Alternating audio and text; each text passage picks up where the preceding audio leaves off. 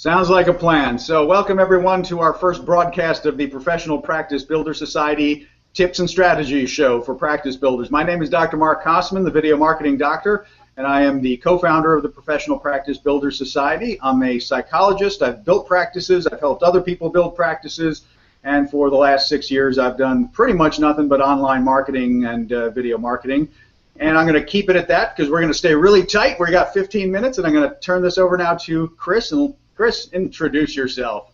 Sure. My name is Chris M. Sprague, and as people have joked, I'm the wired guy. Now, that might be a bad connotation for some of you. It might be kind of a little, get you a little wired. But what I do is I work with entrepreneurs, professional practice builders in particular, to help them understand how they're wired. Because understanding how you're wired is that base, that 0 point, that initial point that you need to get before your practice is going to skyrocket. And once again, I'm going to kind of leave it at that. You're going to get much more of a chance to know both Dr. Mark and myself going forward. But what we did was we wanted to bring you all together here on this Wednesday night and every Wednesday night for the foreseeable future going forward and give you a tip that we've found that will help you build your thriving practice in 2014 and beyond. Before we get into the actual tip, Dr. Mark, anything you want to add to that?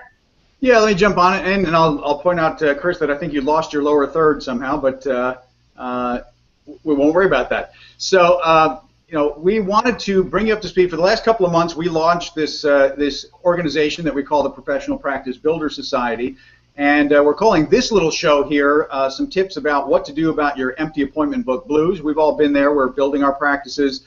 Even if you're an established practice, you get to those points where suddenly you open up your appointment book or your Google Calendar or your Outlook, and you notice there's a little more empty space than you're happy with. And the question is, why is that happening, and what are you going to do about it? Well, okay, obviously you're going to try to drum up some new business. What we've been talking about for the last couple of months with our group in Professional Practice Builder Society is a little short math formula, and we call it you and your passion plus, or in Chris's language, you and how you're wired, plus your definition of your ideal audience and being super clear about that, and bringing those together to make sure your communication meshes so that you can start creating great marketing content that communicates your passion out there and engages with your ideal audience. So that's my short version. Chris, how would you phrase it? Yeah, exactly. I mean, when we put this together, we wanted to start to help you fill the empty calendar. That's why we call this episode the Empty Calendar Blues. And most professional practice builders that I've worked with, and I know a lot of them that Dr. Mark has worked with as well, find that over the years their business goes up and down, but at some point they've got this empty calendar. And if they didn't figure out why the empty calendar was there to begin with and what they did to become successful, then it's a challenge to get it filled. And what they don't realize, because let's face it, we're so worried about working on our practices or I should say in our practices versus on our practices, that sometimes we don't really understand what got us to be successful in the first place. And I guarantee you, what got you to be successful in the first place is you understood at one point how you were wired. In other words, it goes deeper than your passion, deeper than your purpose, deeper than everything else. You really understood how you were wired, and then you said things in such a way that you attracted your ideal client to you, and then you ended up doing content, either content marketing, or maybe it was even postcards or mailers or something like that, and you did things that attracted your ideal client to you.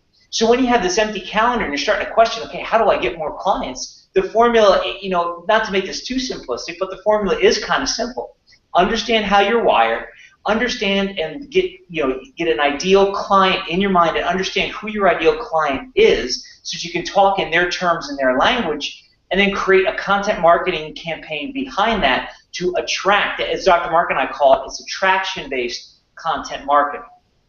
That's right. So we call it the ABCs of marketing, right? Attraction-based content marketing. It's a really easy way to remember it. Now, here's the interesting thing, and I want to kind of throw this in there as part of fleshing out that formula a little bit.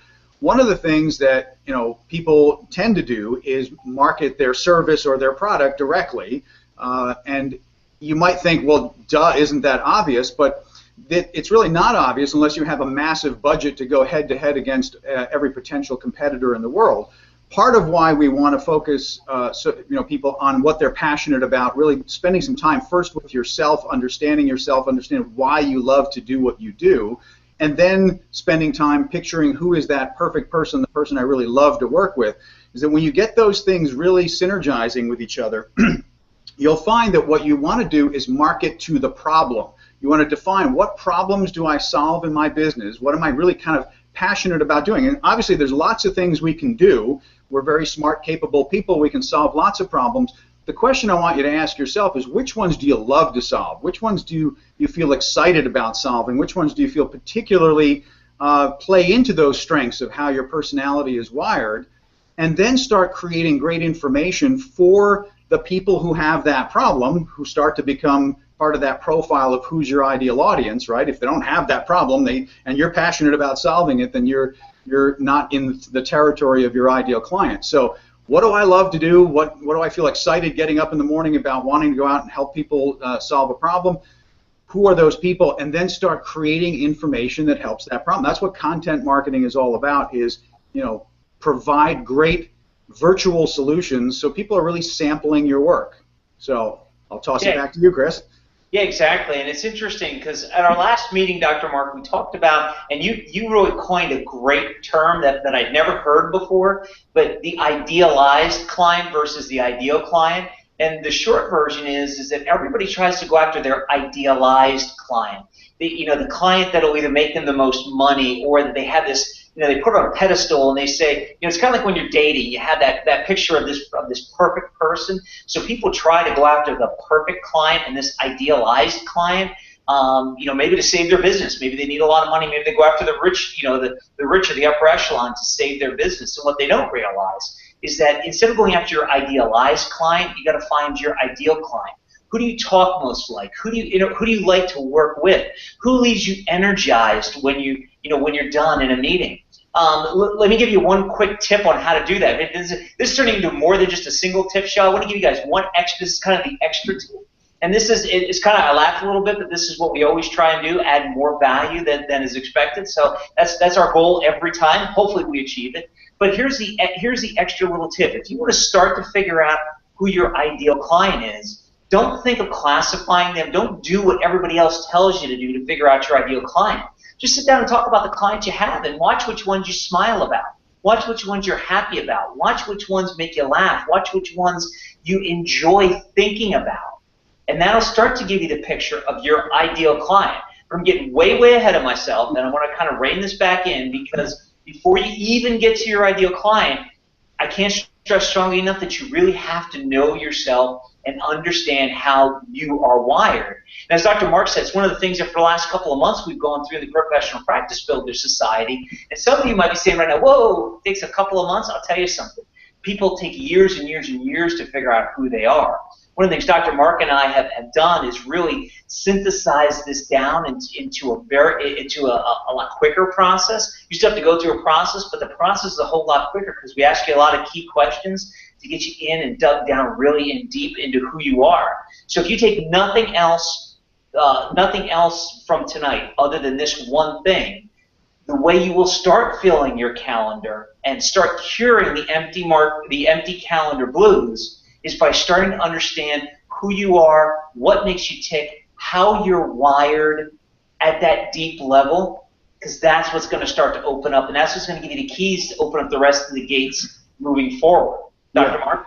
Yeah, I want to jump in there because, the thing I also want people to understand is having a relatively empty calendar isn't the worst problem you can have, okay? Because in my opinion, the worst problem you can have is a calendar that's full of people you don't like to work with. Okay, you might have more income coming in than the empty calendar, but if you've managed to successfully market yourself to the wrong people, you're going to join a really scary statistic, which someone just quoted to me just recently, which is that 83% of the people surveyed about their work life said that they are unhappy and unfulfilled by the work they get up every morning to do.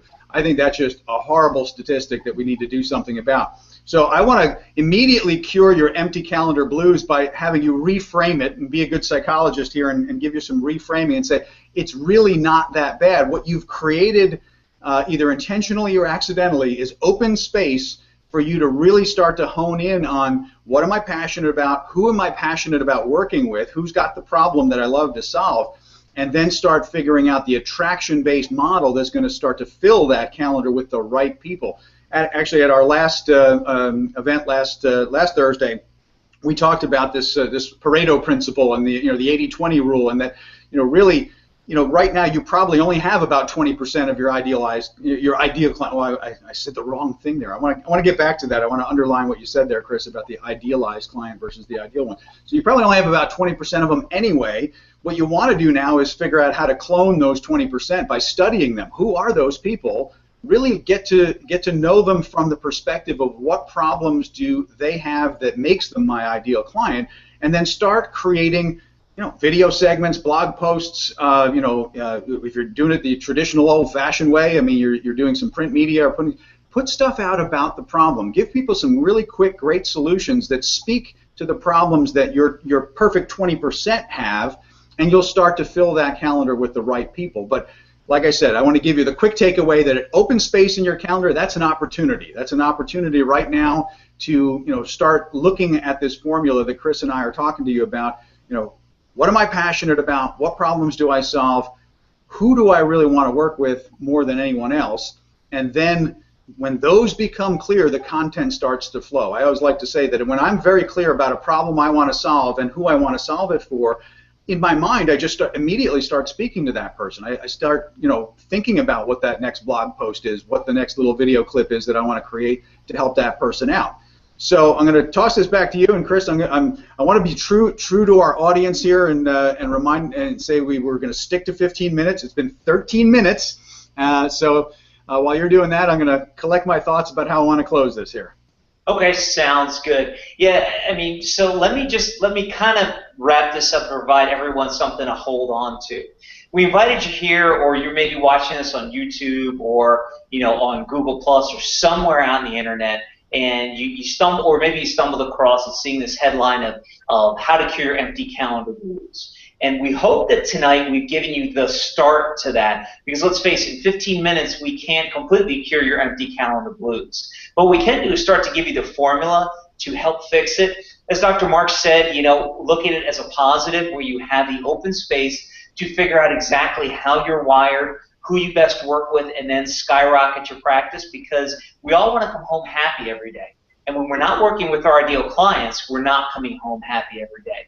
The financial coffers may be a little bit filled at a given time, but that's going to dry up and things are going to change and go away.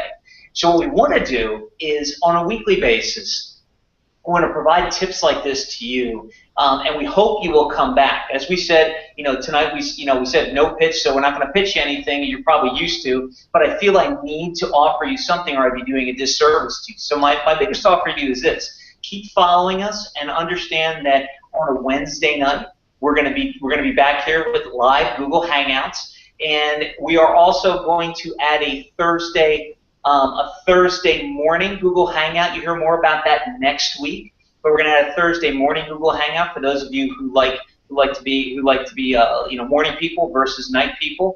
And we just want you to come on back, and if there's anything we can do to help, get in touch with us. But join us again next Wednesday. I'm going to throw it back to you, Dr. Mark. We'll be here every Wednesday night at 8 o'clock for at least 15 minutes here. We're going to try and keep it nice and tight. We're all busy people. Feel free to email us with questions ahead of time. We're happy to take suggestions on what kind of tips you would love to get. So you can contact us through our individual websites, or you can hop on over to Professional Practice Builder, or ppbsociety.com is the society's website. But I want to close my half of this just to tell you why I'm doing this and why I do what I do. To me, I've come up with a fairly simple formula of what irks me about the world. I mean, I feel like we have this great world that we're in. We have all of these brilliant experts out there who have all these great solutions to problems. The dark side of that is we've got all these people out there that have problems, and what we don't have is the world's greatest system for connecting people with problems to their best solutions. I always, my greatest fear in life is I got a problem, and the best solution might be 2 blocks away from me. And if we don't have good communication out there, and what we're demonstrating by doing these little show here even is how great the technology is that's at our fingertips here, folks. We have the ability to communicate what it is we're passionate about, what it is we're doing. And if we don't put it out there, then how are the people with the problems that we could be solving find you? And we want the best people, the best solutions to find the people who have the problem that makes them your ideal client, customer, patient. So that's why I'm doing this, and I think Chris is doing it for very similar reasons, and that's why we created the society. So we'll be here again next Wednesday night at 8. You got anything to close with, Chris? I just say thanks a lot for everybody who joined, and Dr. Mark, you're right. I mean, in the end, my goal is to help the world. I mean, I have very big, hairy, audacious goals, and I want you guys all to stick around to hear them and find them out. Hopefully, I've resonated with you in that case. It's one of the reasons I started the Professional Practice Builders Society with Dr. Mark.